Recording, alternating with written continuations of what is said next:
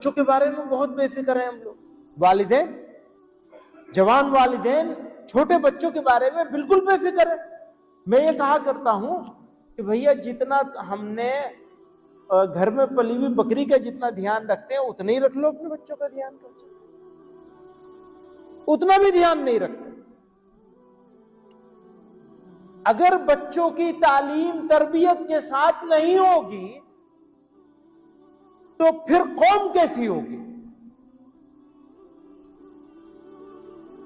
اور ہر آنے والا بچہ، میں مدرسے کے ذمہ داروں سے بھی عرض کرتا ہوں، ہر بچہ جس کو اللہ نے انسان بنا دیا، کتنا کند ذہن کمزور اور غبی ہو، کوئی نہ کوئی خصوصیت اللہ تعالیٰ نے اس میں ضرور رکھی. ناکارہ کوئی نہیں. جس کو انسان بنایا وہ کارآمد ہے. ہاں، درجے اور مراتب الگ الگ ہیں. کسی کو کسی کام کے لیے اللہ نے پیدا کیا، کسی کو کسی کام کے لیے، لیکن ہر آدمی میں خصوصیت ہے اور کوئی ذلیل نہیں ہو سکتا، سب باعزت.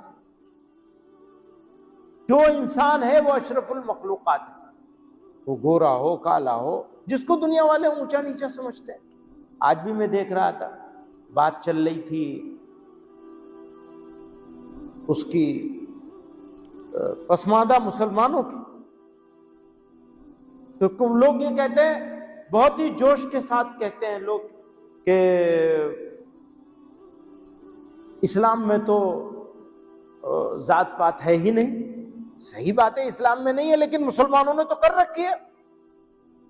عملی طور پر تو مسلمانوں نے کر رکھا ہے بھائی.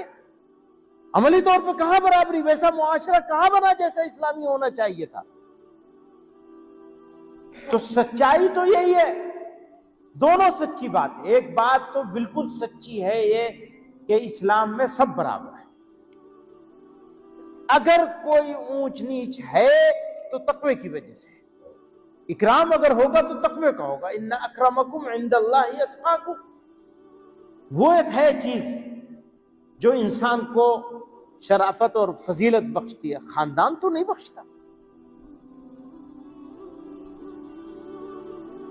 عمل ہے اچھا تو تقوی مانا جائے گا، تقوی مانا جائے گا تو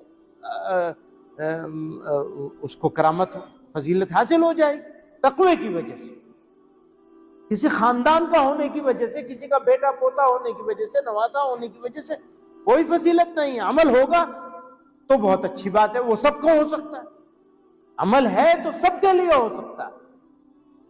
عمل نہیں ہے تو کتنی بڑی فضیلت ہو آپ کی کوئی فضیلت نہیں.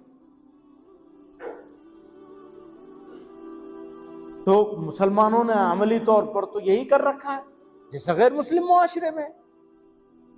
وہ جو حکم ہے، میں کہہ رہا ہوں نا کہ احکامات کی نافرمانی ہماری عمومی بیماری ہماری ہے.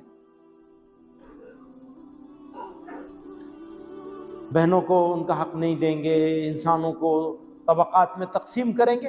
یہ تو انہوں نے کیا تھا طبقات میں تقسیم. اس ملک کی غیر مسلم سوسائٹی نے طبقات میں تقسیم کیا انسانوں کو. اسلام تو اس کی اجازت بھی نہیں دیتا. 100% غیر اسلامی نقطۂ نظر ہے یہ طبقات میں تقسیم کرنا. کفو کا بھی جو معاملہ ہے وہ صرف اس وجہ سے ہے کہ خاندانوں میں اگر جو تعلیم تربیت اس کے وجہ سے جو فرق ہے، وہ فرق کی وجہ سے رشتے نبھنے میں گڑبڑ نہ ہو، اس وجہ سے وہ کفو کا معاملہ آیا. خاندان کی وجہ سے نہیں آیا، معاشرت کی وجہ سے آیا.